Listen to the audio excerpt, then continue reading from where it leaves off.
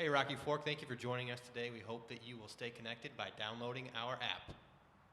God is good. And all the time. Heard a story about two Federal gas servicemen down in Columbia, a senior supervisor and a young trainee. He was breaking in. They were checking the natural gas meters in a Columbia neighborhood. They were at the meters at the back of the houses in a long alley, about 100 yards long. But it was a dead-end alley. So they went through checking all the meters. They got to the last house at the dead end, and they were going to work their way back. There was a woman looking out her kitchen window, and an elderly woman, and she was watching the two servicemen as they checked her gas meter. Now, finishing that meter check at that elderly woman's home at the far end of the alley, the supervisor challenged his young trainee to a race. He said, I may be older than you, but I bet in a race I can beat you back to the truck at the other end of the alley. So they took off running. And they were just a little bit surprised, though, because by the time they get to the truck, right on their heels was that little old lady that was at that last home in the window. And they were shocked. They said, "Ma'am, what's wrong?"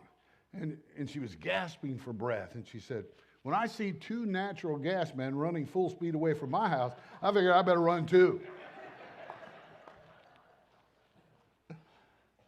Out of breath and weary. Out of breath and weary. Have you got the post-Christmas blues? It's over. We're into the new year. All the packages were long ago unwrapped. A bunch of toys are already broken. You didn't buy enough batteries. You fell short on New Year's Eve for the electronic toys and gadgets. By the time, if you haven't got it down, I know about half of you don't yet. The Christmas tree looks like the dog drug it in. The Christmas lights that you've left are falling off the front of your house now. And you came to church this morning just to get away from the mess and the stack of dirty dishes in the sink. That about cover it? Amen? Yeah. Even though the credit card bills haven't started coming in yet, and they will, you're already showing signs of symptoms of the post-Christmas blues. And so I ask you, are you tired in your soul? Has a part of you started the new year weary? Out of breath and weary. That's how some of us live our lives. We hurry here, we hurry there. There's so much to do in so little time. On top of our job and our family responsibilities, there's soccer and baseball and softball and golf and home repair. And there's always somebody, like there's people at the church, asking us to volunteer for something. And when we get exhausted, especially to start a new year, well, we get the blues. So I'll ask you, have you ever gotten the blues that you're kind of living out of breath and weary? Now, I'm not talking about a medical condition. I'm not talking about a troubled body chemistry. Not a medical issue, but I'm talking about a head and a heart issue. Do you now today, or have you ever had the blues? Perhaps you have the blues. You don't even want to admit it because you go, gosh, you're just barely started. We're just a week in. And perhaps you've got the blues and you can't shake them off. Keep saying to yourself, it's a new year, but you still have the blues. Perhaps the blues you got and cannot seem to shake off. Maybe it started with a phone call. A loved one died, and you just haven't been the same since. And it was a pretty terrible Christmas. It was the first one without that loved one. Maybe, just maybe, sometime toward the end of the year, your boss came to you and said, after the first of the year, we're going to have to discuss the severance package because business isn't doing very well. The blues understandably and instantaneously grabbed you in that moment, and your new year has not started with joy. Perhaps you're an entrepreneur and you own your own business and it's just struggling and struggling. You're barely making it. Every day you fight the blues. Perhaps you're a student, college, high school, and the grades that you received during the break, this last semester in school, your grades not only disappointed your teachers and your parents or family, but worst of all, you disappointed yourself. Could it be that you stepped over the line sometime in this last year and started the new year? You stepped over the line into some secret sin that you think nobody knows about, but you know it. You know it. And you have the kind of blues that guilt brings on. And maybe you've asked for forgiveness, and you know you got it, but you haven't been able to forgive yourself for the guilt and pain that your sin has caused, not just you, but people you love. You got the blues from that. Maybe for you and your spouse, you got into an argument on the way to church today. You stopped in the parking lot out here and said, all right, we'll take this up after church. And you come in smiling. We are the world. Oh, yeah, we're good. You know, Miss Carol and I solved that problem. We never had fights in our last church on the way to, for 5 years, not one single fight, because we drove 2 vehicles every Sunday morning. You may need to get another vehicle. Perhaps you discovered your spouse or the person you're in love with, they've betrayed you. You can't break those blues. Could it be that you're single and you were happy all the time, and then suddenly that realizing you're single just out of nowhere, this feeling of loneliness hits you. You can't shake it. There's no longer blue skies, it's just blue in your heart. Oh, you put on a smiley face, but inside you feel so alone and blue. Maybe your blues started with a call from the doctor. You got that last physical exam in December because, before the insurance changes over. And just before, or sometime this last week, the doctor's office called and said, look, there's some results that you got from your last physical. You got to come in and talk to us. Blues started maybe from a thought from your past, just out of nowhere. It just bounced back. Someone hurt you, or a dream you always had died.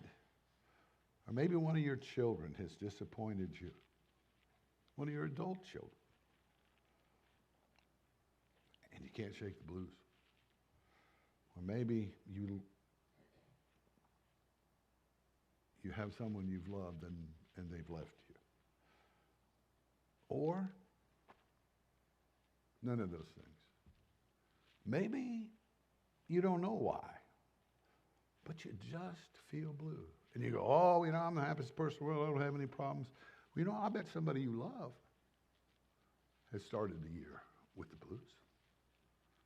So maybe this message isn't directly to you, but maybe this message is through you for somebody you love.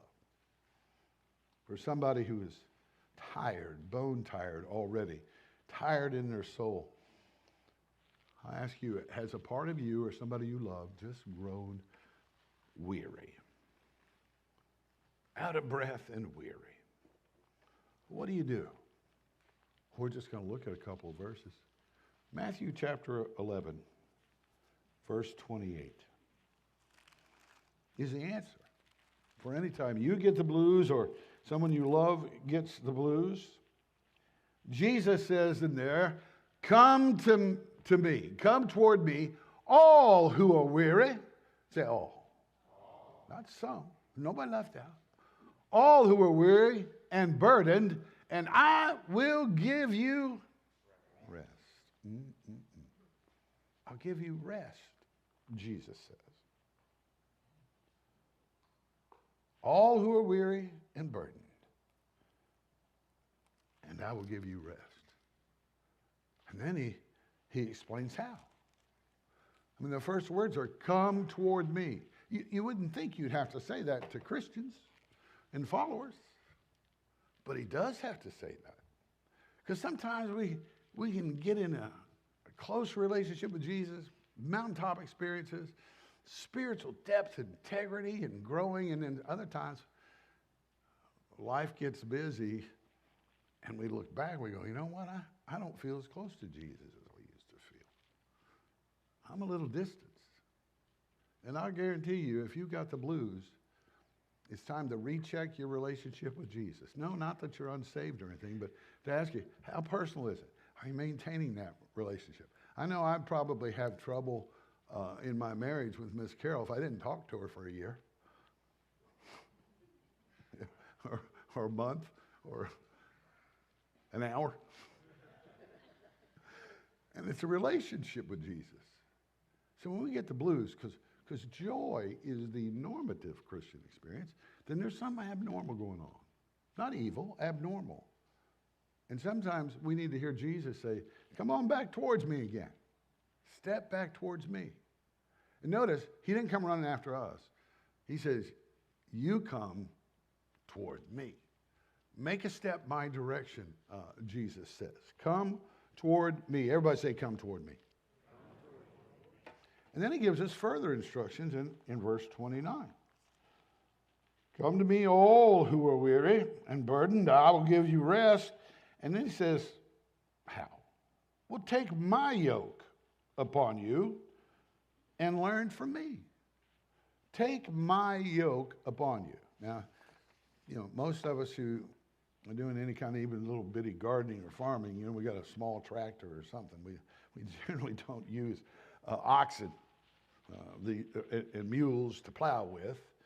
But we've seen the images that a yoke is put on a service animal or two in tandem, and it is to give them guidance as well. It's a working animal. And so that yoke causes them to work together and move forward. So I ask you, do you need rest for your soul? Is it overburdened with rules and regulations?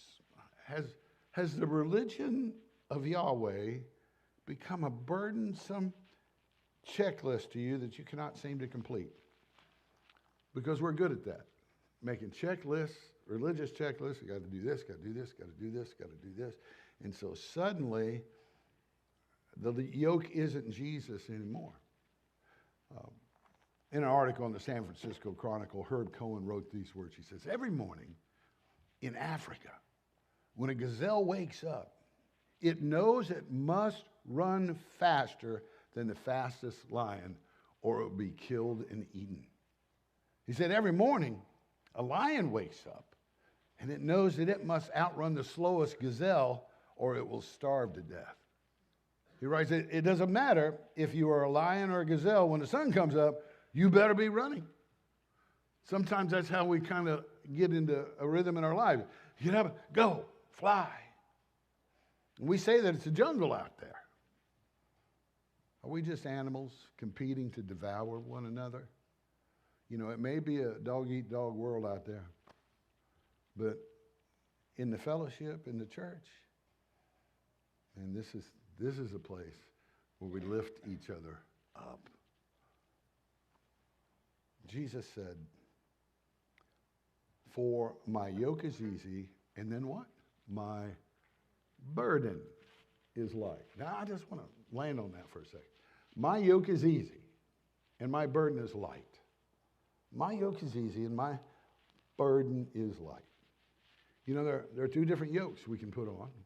The yoke of Jesus with its light burden, or we can put on the yoke of religion with its impossible burdens. They're really two different things There's always some super religious person out there who is eager to give his or her extensive to-do list about what a Christian ought to do, is required to do. And these people put their heavy religious burdens on everybody else. And they're not happy unless they beat you down with a list. They want to put on every Christian a heavy, heavy yoke of to-dos. They walk around, oh, this Christian thing is so hard. It's almost impossible. It's a nightmare. You got to be ready for it. You got to work at it. Now, wait a minute. Jesus said his yoke is what? Easy. And his burden is. So if anybody gives you that impression, they don't have a relationship with Jesus. They got a relationship with religion. People that put on a stern look and lower their eyebrows and glower at you. Start with this statement, oh, this Christian thing is hard. It's very, very hard. I'm not sure you could ever do it like me. You compare yourself to him or her, that person, in the light of their spiritual glow from how many rules that they can keep, you always feel like a miserable failure in their presence. And they make up rules you can't even find in the Bible. And then you just give up. But Jesus said his yoke is easy and his burden is light. Yoke is easy. Because if you listen to Jesus, you can pretty much wrap things up in 4 commands. So let's talk about the yoke. When you got an animal with a yoke and strapped to a plow, you really only got 4 commands to give them. One is go. The other one's go left. The other one's go right. And the 4th one's what? Stop. That's it. That's pretty easy. That's pretty easy. I'm telling you, I've just thought recently about where I am in my life, and next month, on the 5th of February, will be the 40th anniversary of me in preaching ministry. 40! I was 19 yesterday. I don't know where it all went. I don't know where it all went. But I remember an occasion when I was just in my first ministry. It was a church of 75 people. It was a 75-year-old church. It was in Louisville, Kentucky. And guess what the average age was? 75. Had an organist in the early 50s. She was like the youth group. And this church was so desperate, they hired me with no experience to be their preacher. And it was terrible. I had to pick out the songs from the hymnal every week. And there were times where I had to lead them. That was bad. Those were bad Sundays. But I had a pianist and a church organist, 2 sweet ladies. My organist was in her early 50s. And she came in one Monday morning into my tiny little office and sat down across the desk. She says, Billy, I got to talk to you about something. I said, sure. So I got my hymnal out. I thought we were going to negotiate what hymns for Sunday. And she said, yeah, I've been having an affair with my neighbor for the last 10 years. I said, you're a church organist. You can't do that. She says, I know. I just feel so guilty about it. I've been to 2 therapists. I've been to 3 Christian counselors. And I thought it hasn't changed. I thought I'd ask you what you thought. I said, well, stop it. She said, what? I said, stop it. It's sin. Stop it. And she goes, well, nobody ever told me that before. I hadn't had enough counseling classes to confuse her yet. And she stopped it. I mean, she not only broke it off with him, she spoke with her husband. They got into Christian counseling together. And when he died, 15 years later, she said it was the best 15 years of their lives. Because God, sometimes all we need to hear where our sin's concerned is say, stop it. Just stop it. Go left, go right, Stop it. His burden is light. His yoke is easy. But there are all these super spiritual people who seem to get all these incredible, burdensome messages, not for themselves, but for you and I. Did you ever have anybody come up to you and say, you know, God gave me a message for you? You go, oh man, here it comes. Here it comes. You need to get some kind of outrageous expectation. Now, I'm going to be real honest. What I generally have to say is I tell them as soon as they say, I got a message from God for you, I generally say, save it, please. Because if God can create the whole universe ex nihilo out of nothing, and if Jesus can walk on water, he should be able to get a message to my heart without your help.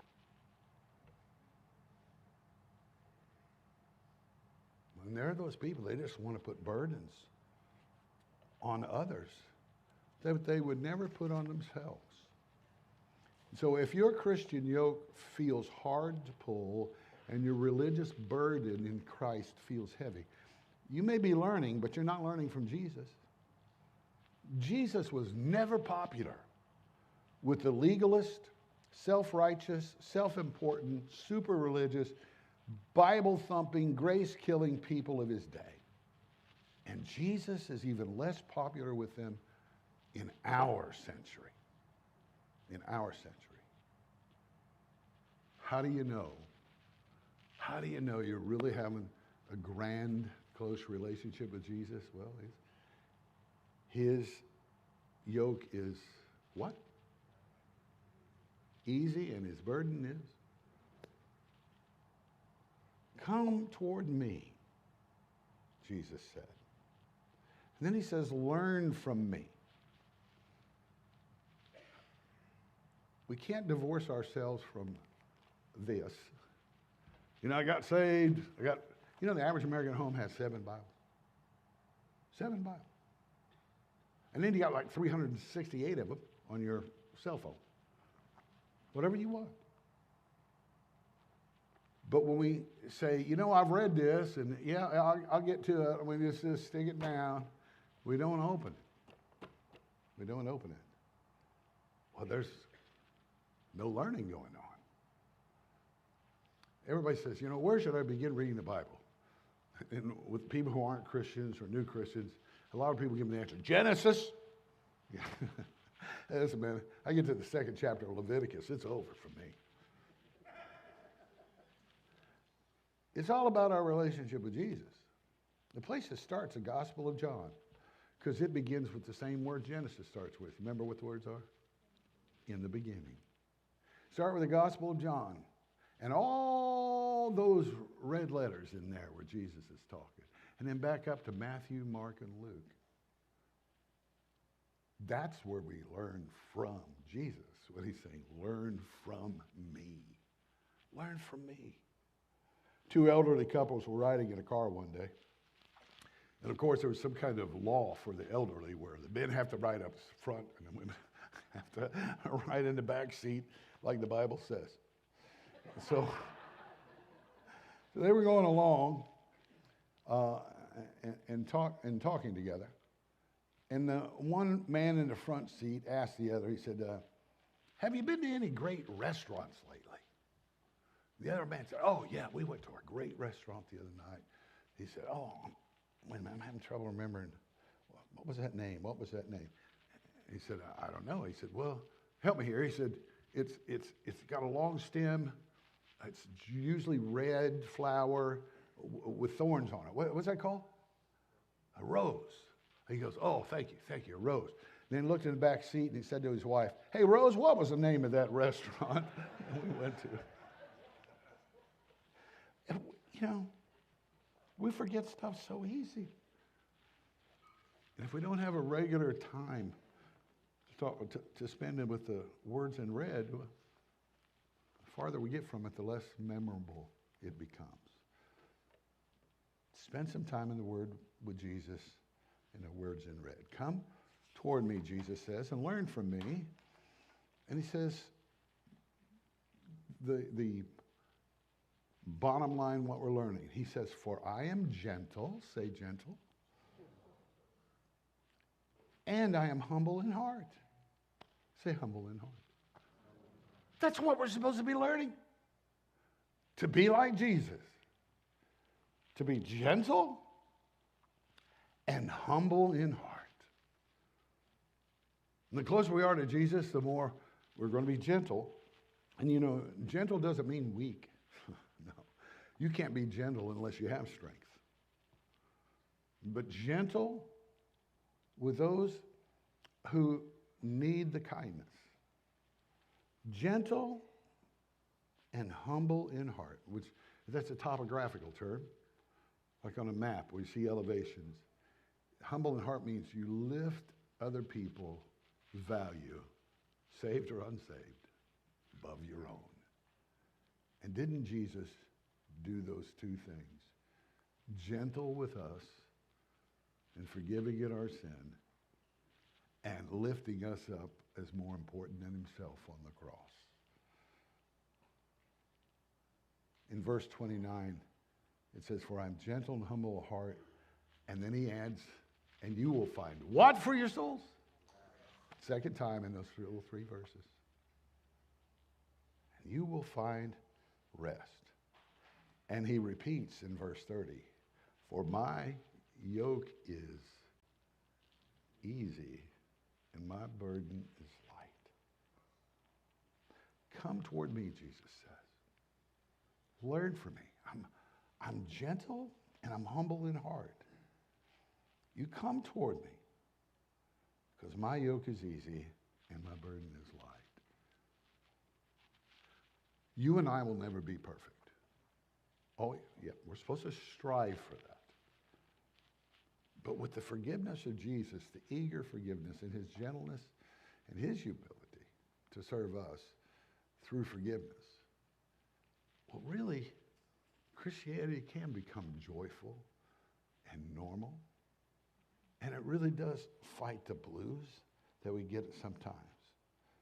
Come toward me, Jesus says. Maybe you need to find a way this year to spend more time, regular, it's an appointment, or in a meaningful way, at the words in red, the Jesus words in the four Gospels. Come toward me. Everybody say, come toward me. If you got the blues, somebody you love got the blues, let's retrace our lives and step back towards Jesus again. One of my favorite theologians passed away in 2015. He was not really a formally theologian. He was a blues singer, B.B. King. Found a lot of wisdom in the blues. In fact, I took my kids when they were little to the Lexington Blues Festival in Lexington, Kentucky. And it was just me and them and 10,000 of people I didn't know. And when B.B. came up on the stage, I decided I was going to take my kids who were like 8 and 9, get them up there. And we were way in the back on a hill on a blanket. Weaved my way through there. And then we got right underneath B.B. King. I mean, I'm at the stage. And B.B. is playing Lucille's guitar. And he's sweating and it's dripping on me. I'm going, I'll never take a shower again. I'll never take a shower again. It's magical. And then I realized, after his set was over, I'd lost my kids somewhere in that crowd. Oh, they've never forgotten that. I just love blues music because it always makes, I go, thank God I'm not that person. You know, I feel better about my life when I hear how bad they got it. One of my favorite songs from B.B. King is a song entitled, How Blue Can You Get? The first half of it is just music, instrumental. And then he gets into it with a brief amount of words. How blue can you get? And he answered in there, he says, been downhearted, baby, ever since the day we met. I've been downhearted, baby, ever since the day we met. Our love ain't nothing but the blues. How blue can you get? And he says, you're evil when I'm with you, and you're jealous when we're apart. Yes, you're evil when I'm with you, baby. Lord, have mercy, you're jealous when we're apart. How blue can you get? And he says, hey, that's a writing right here in my heart. And he goes, I gave you a brand new Ford, and you just said, I want a Cadillac. I bought you a $10 meal, and you said, thanks for the snack. I let you live in my penthouse, and you said it was just a shack. And I gave you 7 children, and now you want to give them back. I'm downhearted, baby, ever since the day we met. Our loving nothing but the blue. Baby, how blue can you get? You know, if you're blue, if somebody you love is blue, give them that little message of Jesus. Come toward me. Come toward me. Retrace your steps. Everybody say, come toward me.